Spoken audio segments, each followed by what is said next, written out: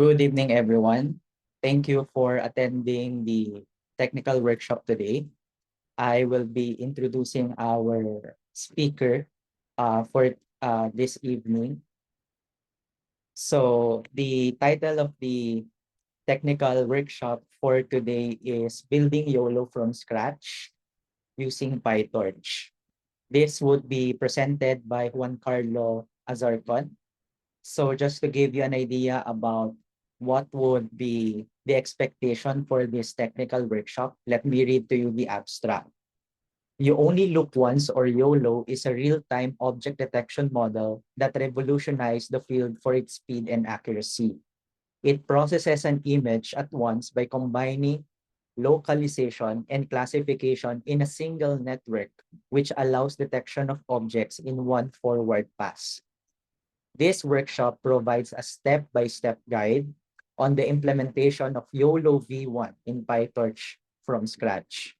This workshop will also teach participants how to set up the model for training and testing, as well as visualizing its results.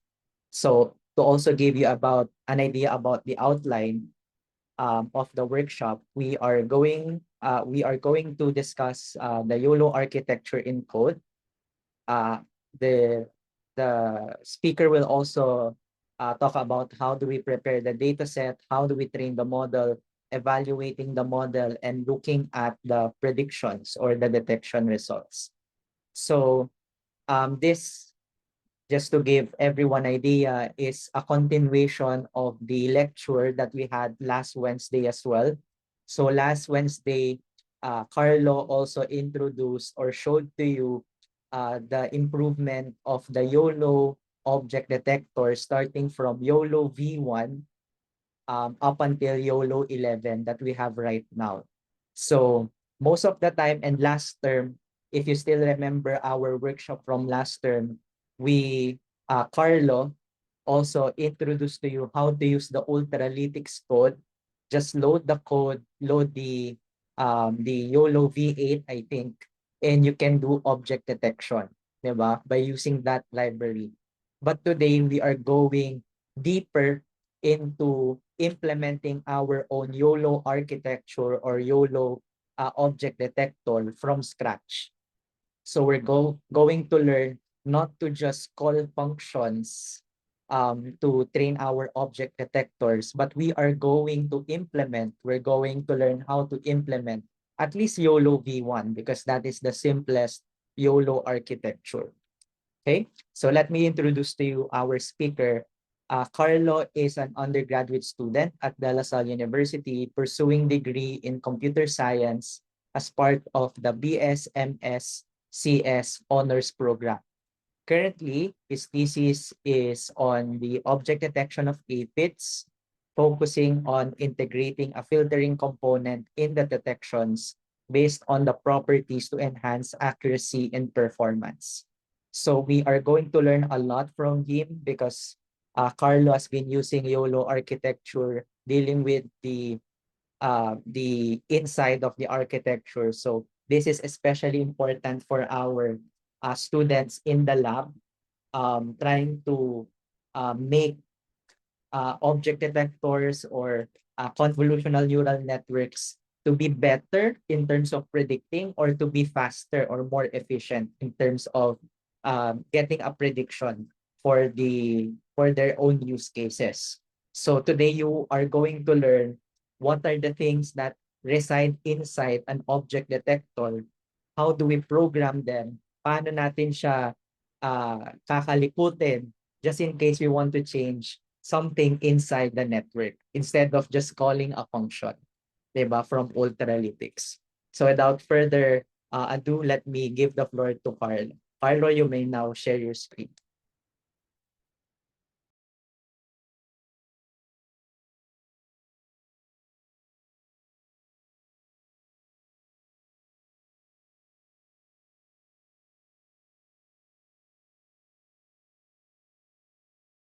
Hello, sir.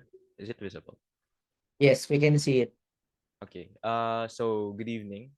Welcome to the workshop, the second workshop of this term, yeah, in CV, called Building YOLO from Scratch in PyTorch.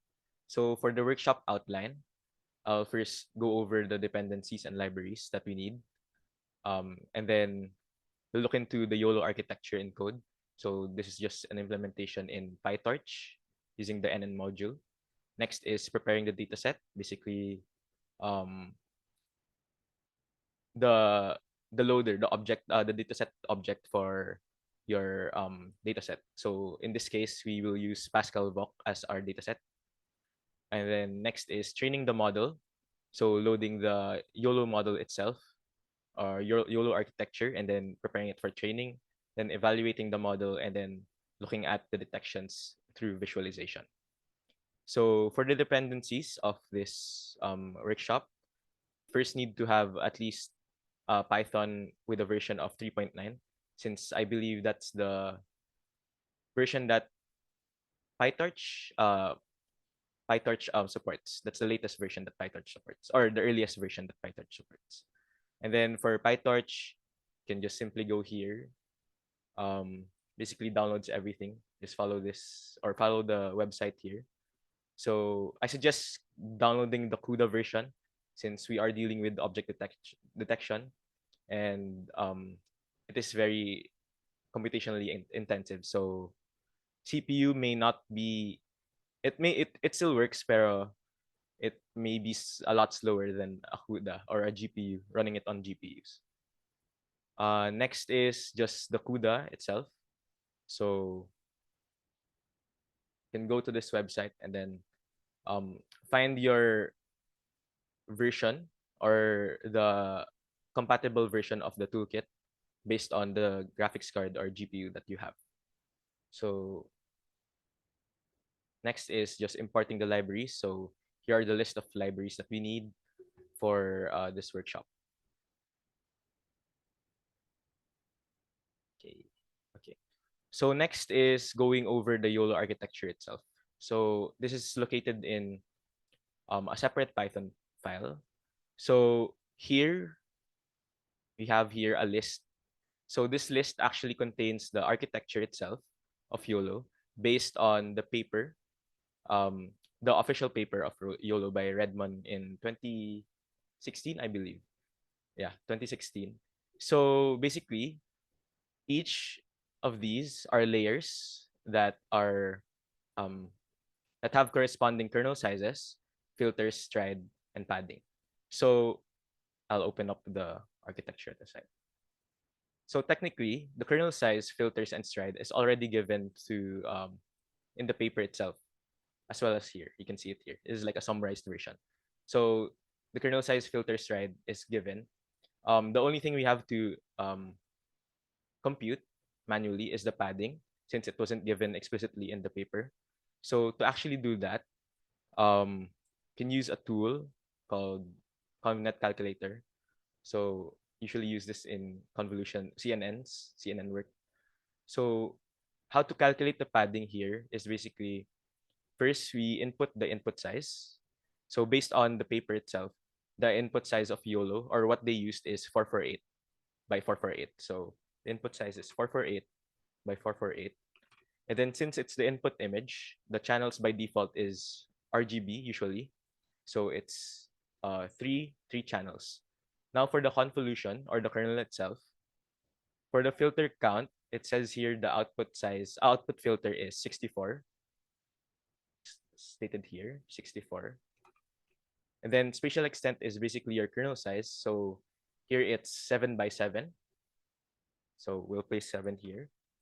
And then stride is 2. So since everything given is already placed here, for the padding, what we want to actually do is match the output size of the convolution to the output that it's stated in the summarized architecture. So right now it doesn't match. It's 221 by 221 by 64, and the output needed is 224 by 224 by 64.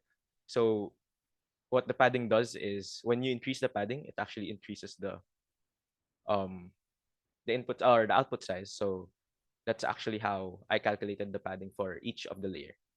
So with a padding of 3, we actually got to match the output of the architecture. for the first layer, or the 7 by 7 layer. So it's 224 by 224 by 64 as the output size. So that's how I got the padding here. Let's do another example, I guess, for the second convolution layer, which is right after the max pooling. So the input size expected here is 112 by 112. And then the channel, since it's coming from max pooling, it doesn't actually change the previous layers output channels. So it's still 64 coming from the 7 by 7 layer. So 64. And then for the filter count, um, it's stated here that it outputs 192 filter counts, and then the spatial extent is 3 by 3. Then for the stride, it's just 1. Then as we can see, if you were to match the output, it still doesn't match. It doesn't match the output in the calculator for the output in the architecture.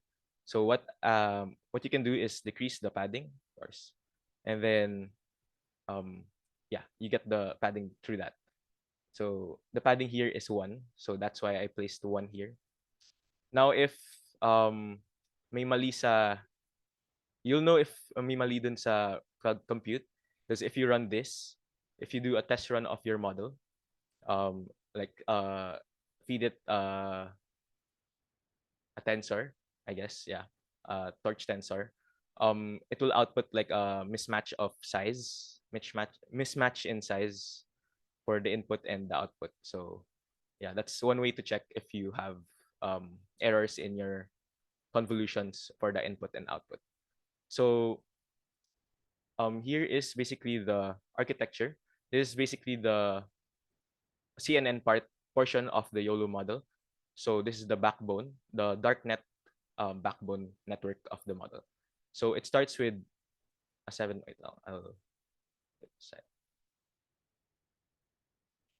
So it starts with the 7 by 7 layer. So it's this one. And then the max pooling layer. So M here is just an arbitrary thing. You can name it anything you want. It's just easier to state it with M. So I place it as M for the max pooling. So anything with M is basically the max pooling layer. Next is the 3 by 3, and then 1 by 1, and then 3 by 3, and so forth. So for the ones with the multiplication, or the one multiple times. So for example, this 4 times, you'll just have to copy paste the same layer multiple times until multiple times, depending on what stated. So yeah, basically that's it for the config itself. Next is building the block itself from based on making the block objects. So since YOLO V1 is actually just a simple model out of all of the YOLOs, since it's the beginning, it technically only has one special block, which is the CNN block. Originally in the paper, it contains a convolutional layer, and then the ReLU function, the ReLU activation function already. But in this case, and in my resources for optimization purposes, I included batch norm.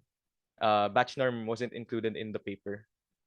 It's because it wasn't actually implemented back then, so they didn't include that yet. But since we already have it, might as well just use it for optimization purposes. So the CNN block contains a convolutional layer, and then a batch norm layer, or well, yeah, batch norm layer for this case, and then leaky ReLU activation function. For the forward pass, basically you just have to pass it to itself until, yeah, and make it pass through the different layers and then return X again. Now for building the model itself, you'll initialize it with the list, the darknet config list. So that contains these things. So your tuples and the M for the max pooling. Then for the in channels is basically your input channels, which is 3. Remember, since 448, since it's an RGB image, a 448 image, the input channels is 3. And then next is the create backbone, which is a function. So this is actually how you build the model through the list that we've made here. So it iterates through the list. So if it detects a string and the string contains m, that basically means a max pooling layer. So you append that to the layers that you have right now, the empty layer that you have right now. Other than that, there's another one is the CNN block. So if it's not a string, and if it's a tuple, if it's a tuple, therefore it's a CNN block in this case, and you place um, the input channels, and then output channels, kernel size, stride, and padding based on the architecture's config. The input channels is changed as well at the end, so that you will match the previous layer, the output of the previous layer. So just equate your input channels with the output of the current layer afterwards. Yeah. And then after that, if you look at the architecture, it actually doesn't end with the CNN since these are the backbone only. It actually ends with the fully connected layers, which was considered as the detection head of the model of the model. Yeah. So to create the detection head, basically what you have to do is, since it's fully connected, you have to first flatten it, then add a linear layer, based on um based on the configurations in their paper. So a linear layer 1024 times S, which is the grid cells. Yeah, the grid cells from the previous, since we were talking about the algorithm, this was the grid cells, the 7x7 grid cells, referring in the YOLO algorithm. Yeah. So 496, this is actually 4 4096, but I'll reduce it to 496. It was reduced to 496 since um it may take a while to run if it's higher in the channel size. So there they also include dropout 0.5. I change it to 0.0 since it might take a while for it to converge if it's 0.5. So 0.0 makes it faster in that case, where it's more prone to more prone to overfitting. And then a leaky ReLU based on the paper as well. And then the output is the linear function um, based on the paper's output here, which is this. So these are the prediction output, or the prediction size of the tensor itself. Now, um, alongside the model itself, the architecture, the loss is also implemented manually. I'll This is from this GitHub, is copied from this system GitHub. Basically, I'll go over it briefly since it's very mathematical. Pero yeah, I'll go over it um on what each part does.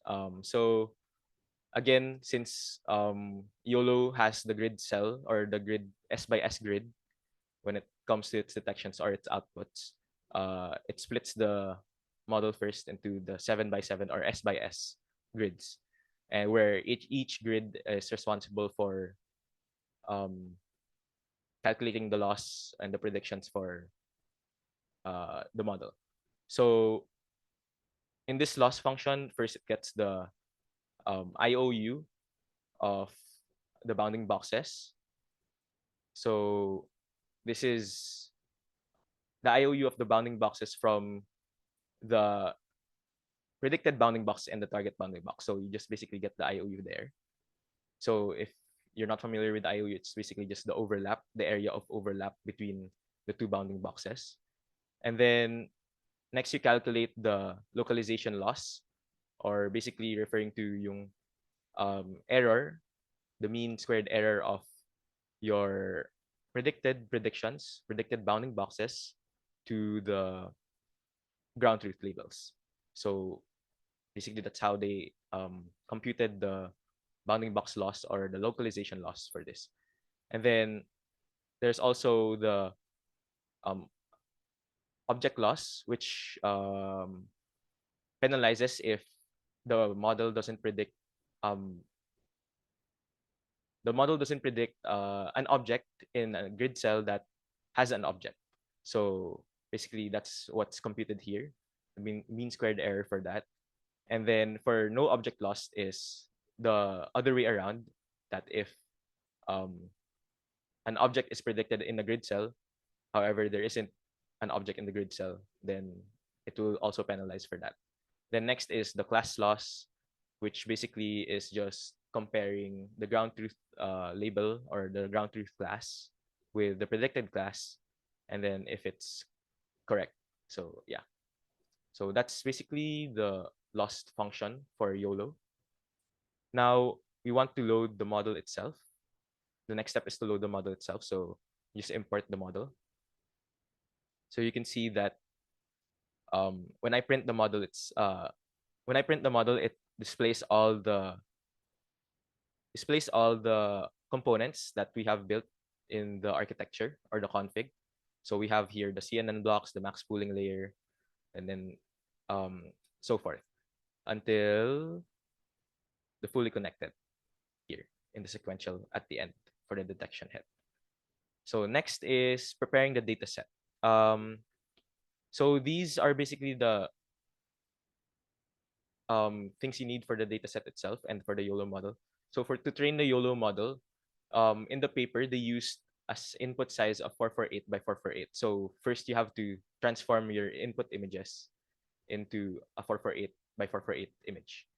So this is basically just the transform function. Technically, this is also where you create your data augmentation, such as rescaling or cropping or cut mix or whatever you can think of there. Yeah, this is where you include it. But in this case, I'll just include the resizing of the image itself.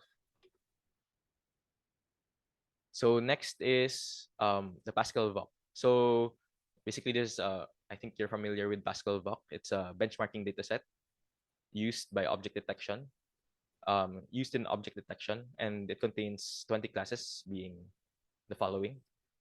So as for sample images, I'll show you some, or one at least.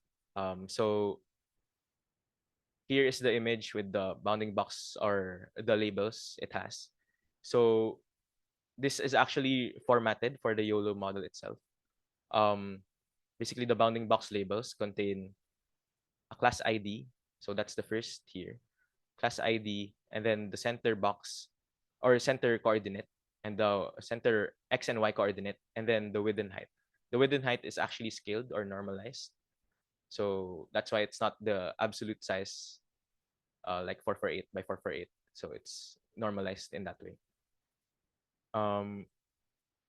Next is actually preparing the dataset object itself. So here, it's similar to your usual dataset objects, but in addition, since YOLO has a special algorithm or unique algorithm of the grid cells, the S by S grid cell, you will have to convert the output of of convert the output of the datasets, or yeah, the output of the dataset into corresponding grid cells. So you'll input the 7 by 7 here. So bounding box, this is the number of boxes or the bounding boxes per grid cell, and then C is basically your class. So in get item, this is usually where you fetch the this is usually where you fetch the images itself and the annotations, and then in addition, you would convert the cells or the bounding box to its cell coordinates. So what we did here is just initialize the label matrix or the class matrix, which contains the matrix of the classes. Yeah, the classes. And it is in addition with the grid cells. So you'll have to multiply it with 5 by the number of bounding boxes for the grid cells. And then um,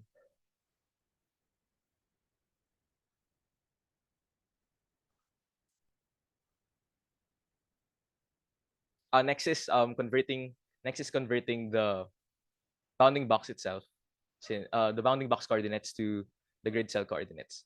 So basically, this is what it does here. And then um, for here, since one grid cell is responsible for, I mean, one detection. Wait, one grid cell is responsible for one detection. So um, basically, this what it does is it assigns the grid cell that is in charge of that specific detection. So yeah, so basically, what majority of the bounding box, where majority of the bounding box is in the grid cell, that's where it's assigned to. And then yeah, that's pretty much for the dataset object itself. Then here's just initializing it. Oh, I didn't run it yet. Initializing it. Uh, oh wait, change it. I'm bad for that. So there. And then you'll have to load it in data loader for your training. The usual training pipeline for your PyTorch models. The next is the training itself. So I actually trained it beforehand. So I have a checkpoint here of the weights.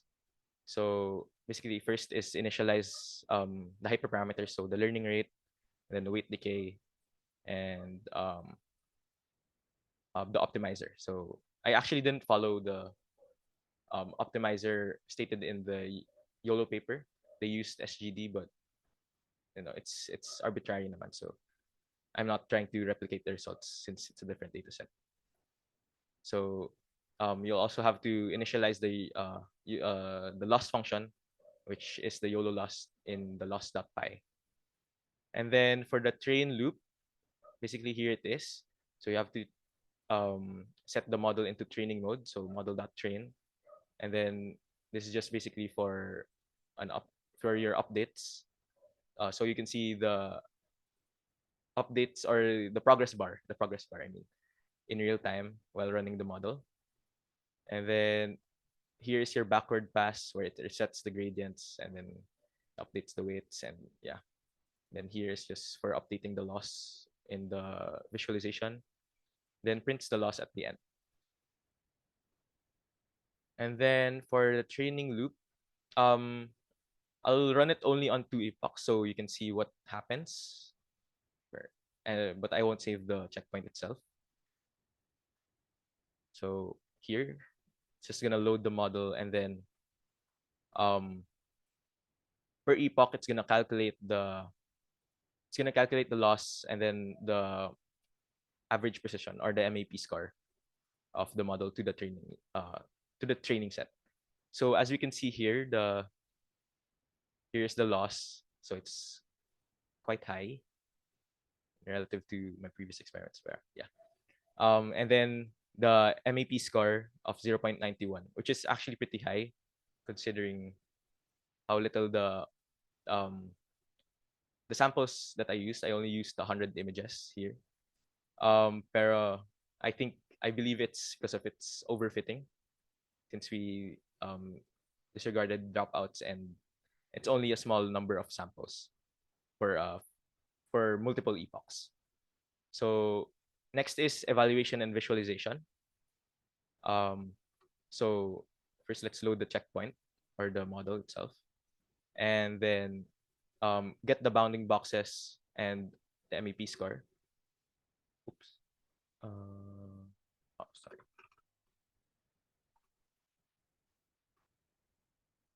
So this is just for the training set. So it's 0.89. This is running on the training set, 0.89.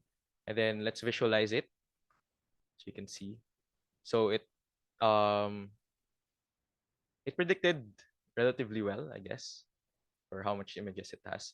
But I believe it's because it's overfitting on the training set. So let's try it out on the test set.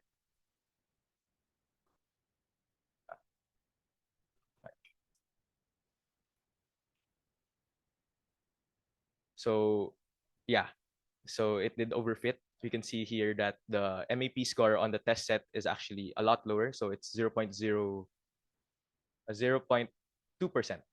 Yeah, 0.2% on the MAP score. And if we look into the um the predictions, yeah, it's pretty bad since yeah, it's not familiar with the test set yet.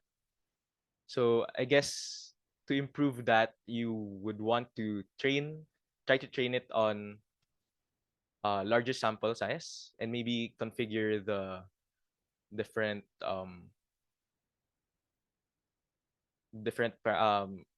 components here. Maybe increase the channel sizes and so forth, and then as well as a dropout for the configurations. But yeah, it really predicted badly for the test set. So I think that's all for my presentation. I can go with the questions already.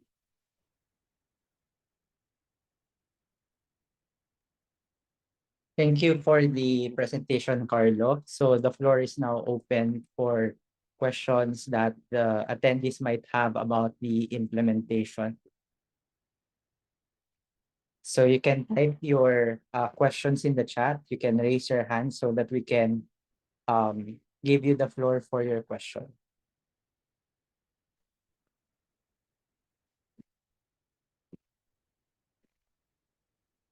So let's just wait for their question.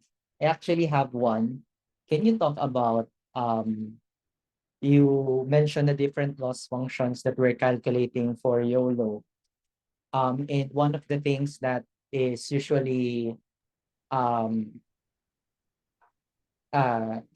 one of the things that are usually being tweaked in terms of getting the performance is what we call the IOU threshold, which you also discussed in this loss function. Can you like illustrate for us or help us I'll understand, open Paint, sir.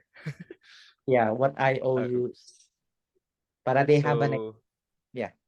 uh, so for example, we have two bounding boxes. Um, which is better kaya? I'll open an image na lang para may ano. Illustration. So here, I guess an image here, a sample image here. Do I draw this?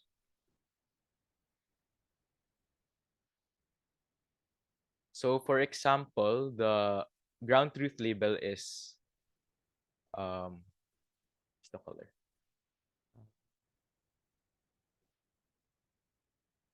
Hold on. Wait lang, sir. It's black. Wait, it's the black color, but it's blending in. I can't find the color picker.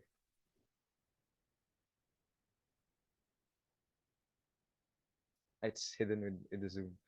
Okay, so here, for example, this is the ground truth label, and then I'll color it in green, the predicted. So, kunwari nandito siguro yung predicted. Yeah. So, the IOU technically is the overlap between these two.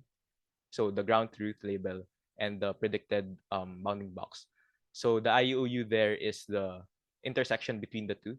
So, it's the area here. So, that's what you call the IOU. Well, that's the intersection Ah, with accounts. wait. Yeah. Yeah. So when we say IOU, that is intersection over Over union. Yeah. union. Okay. So the intersection is that part being colored green, the intersection between the two boxes. When we say union, which is the denominator for that one, for the formula, that is the area of the green box and the red box combined. So, kasi it is also important to take into account how much overlap, okay, over the size of the union between the two. That is how you compute the IOU. So, usually when we're computing the MAP or the average precision, what's the IOU value usually, Carl? The IOU value is it's like your threshold Yeah, of we usually which, set it to yeah, what value? 0.5. It's the 0.5. default value. Okay. So it's a value that you calculate kung gaano katama or gaano kalapit this green box, how near is it to the red box? Okay? How much overlap do they have with each other? Because the red box is, as I usually tell my machine learning students, that is the correct answer, quote unquote. Diba? And we want the green box, the prediction of your model, to overlap as much as possible with the red box to tell that it's a correct and good prediction. Okay? Any other questions from the attendees? I have another one while we're waiting for some questions if they have. Can you tell us about in your code in the model.py? So I guess you were able to explain this one, the configuration of the darknet as we're seeing here. Tapos you also explained the block, the creation of the backbone and whatnot. What I want to understand, for the attendees to understand, can you talk about the code in the forward functions? The forward. Here. Yeah, can you elaborate more on that? So basically, it's just passing from your X is basically the input, and then it technically goes through different layers since it's composed of different layers or blocks. So basically, what you want to do is um, pass it to the next block, and then technically it equates it to itself, and then pass it again to the next block, and then until it reaches the end where you return the X that or the input that already passed through the different layers or blocks of the. Okay, good. So this class, if I may add to that, this is one class. And we know in programming, one class we can instantiate multiple instances of a class. So every time we instantiate a CNN block right here, these are the different components, right? You have a convolutional layer, a batch normalization layer, and an activation function.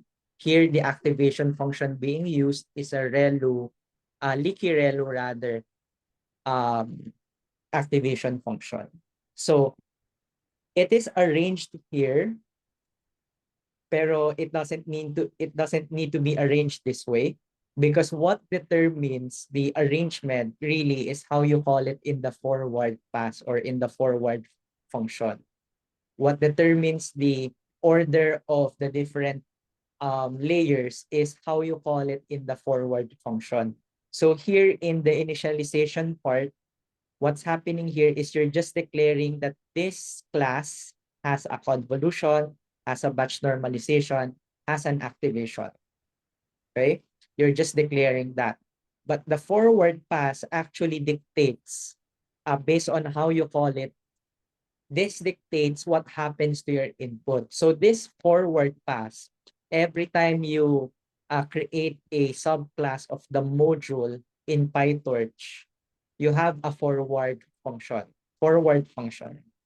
So here, notice yung X, which is the input to that layer, it passes through the convolution first, then the batch normalization, then the activation. Similar to how we arrange it here.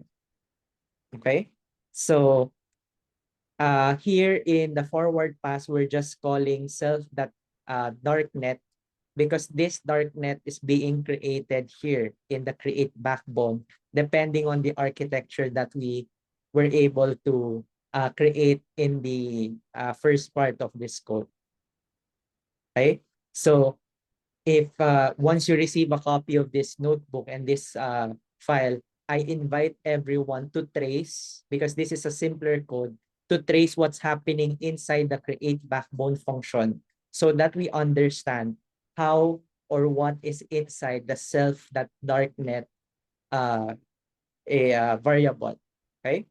Can we look at, Carlo, can you show again the screenshot alongside the printed in your notebook, the print of the network? Okay. Uh, Screenshot. Yeah, that one. And And then also the how the network was printed. Yeah, good. There. So in this code, can you scroll up? um Yeah, okay, good. Thank you. So in this code, notice this is your first CNN block, no? So you have a convolution, batch norm, and an activation function. It passes through that step by step. Your input passes through that step by step. So this follows what we're seeing right here. It has a convolution. The output is 64. The kernel size is 7 by 7. The stride is 2 by 2. Okay? So the padding, it was explained earlier by Carlo how we were able to get the padding for this one. Every time you have a convolution, there is an activation always. Batch norm is an addition introduced earlier by Carlo, because it's now a norm, adding a batch norm layer whenever you have convolution and activation. So notice how we were able to reflect what is in this screenshot to what we're seeing in the code. So after the convolution right here, we did a max pooling layer. The size is 2 by 2. The stride is 2 by 2 as well. Okay. Then followed by a convolutional block again. The input is 64. Why? Because the output of the previous convolution is 64. Okay. Then it will output 192 based on the architecture of YOLO. Kernel size is 3 by 3, and the stride is 1 by 1. Okay? And so on and so forth. So as I mentioned, if you are my student in machine learning, but I think I've mentioned this in our thesis meetings as well, it's a good practice if you're gonna do some research or your thesis would be focused on improving a current model, that you have to understand how to implement it from scratch, which is the main goal of the workshop that we're having right now. We have to understand what's happening inside the code, how an architecture is designed or was designed, and then we can look for avenues on things that we can adjust to the model or inside the model so that we can improve it further. Okay, that is what we're trying to do here in the we're in this workshop.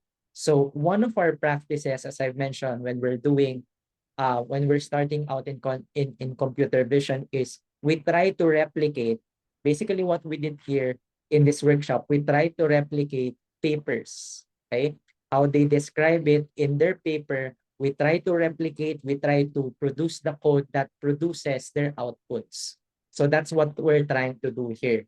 Okay, and that's a good practice, especially for incoming thesis students next term, for you to practice or have this practice to implement code based on what you understand from the paper instead of just calling functions. Okay? Siguro for my last question, you noted earlier that we have a good performance for your train result, but we're not getting good performance for testing. Could you elaborate on how do we improve it further? just in case they have the copy of the notebook, they will try it out at home. What can they do to improve the performance further so that we can get a good or a better performance compared to 0.1%? So one main thing here is the sample size that I used. I only used 100 samples or images for my train. So for my training set. So that's one of the major factors on why um, it overfitted for that um, set mismo. And then another thing that you can change is the hyperparameters here.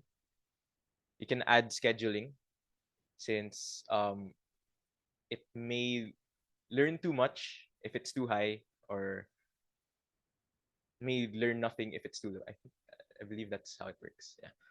And then for the model itself, what I mentioned here is the dropout. This was actually 0.5. So I think that's one of the factors in. I'm not entirely sure why it contributes for um overfitting, or why it helps with not overfitting. Pero I believe dropout helps in overfitting, or in preventing overfitting in your training. Another thing is, I forgot to mention rin pala. In the paper, they actually trained, pre-trained, yung backbone nila is actually pre-trained for ImageNet. So that's one of the factors rin na can affect the performance as well. So they actually trained it for a long time in the backbone initially before training the model itself, the whole model itself. Yun lang. Okay, thank you, Carlo. If I may just clarify, are we using the whole testing set of Pascal Book? No, sir. Just using 100 then. 100 lang din. The Para training, mabilis. how many images? Training, I just got the first 100 then. For 100 lang din. Okay. So, the other thing that you forgot to mention, we only trained it for 2 epochs. Tama ay, ba? sir, hindi. I trained it for multiple epochs rin mala. 50 epochs. Pero in this case lang, nilagay ko lang 2 for demonstration purposes. Okay, okay, okay. Saan So ba? we can train it further, no? Yeah, we can train it To further. get a good performance as well. So when you try out for the participants, when you try out this code for yourselves, you can try increasing the number of epochs of training so that you can get a better performance for your model. I like all of the answers given, so most especially insights about the dropout layer, um, the other things that were mentioned, because that can definitely improve the performance of your model. Right now, we're just showing you this because we have limited time. We cannot train for like, or we cannot hold on to you for like multiple hours just to show a good performance for the model. But notice for the training data set, we're getting 90% MAP. So medyo nag-overfit nga siya. And if you listen to your machine learning class, we have a solution for overfitting. But what we want to for us to show now is it's working, it's training properly. It's just a matter of you training it at home as well so that you can get a better performance for the testing set. Okay? So that good performance yung makukuha nyo on your testing set. You can try to use the whole Pascal Book dataset if you have time, but at least you have an idea right now on how um, to manipulate the different layers of your network. And if I may also add, if you could go back to the model.py, because there are some groups here working on changing the backbone network of architectures. That is entirely doable by looking at the code of your model and looking for which is the backbone. It was mentioned also by Carlo na in the paper, they are performing well, yung YOLO. It's because the network or the backbone network that they're using is pre-trained on a larger data set, which is ImageNet. So I think our first workshop before with Joseph, he talked about how do we use pre-trained models from PyTorch or Torch Vision.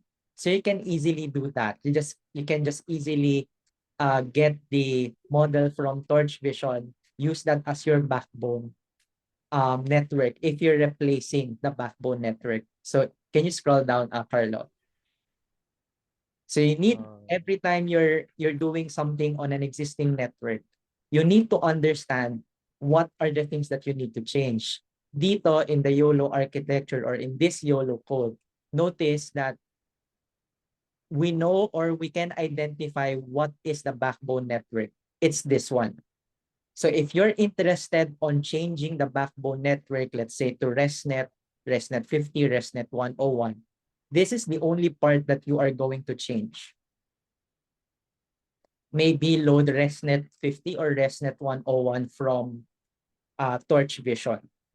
That will be your backbone. So it's really just a one-line change, but you have to train it again. And you have to load the one with the pre-trained value or pre-trained weights so that you can arrive to a better performance faster. Okay, I think those are my questions. I guess there are no questions anymore from the participants. Okay, thank you, Carlo, for the presentation.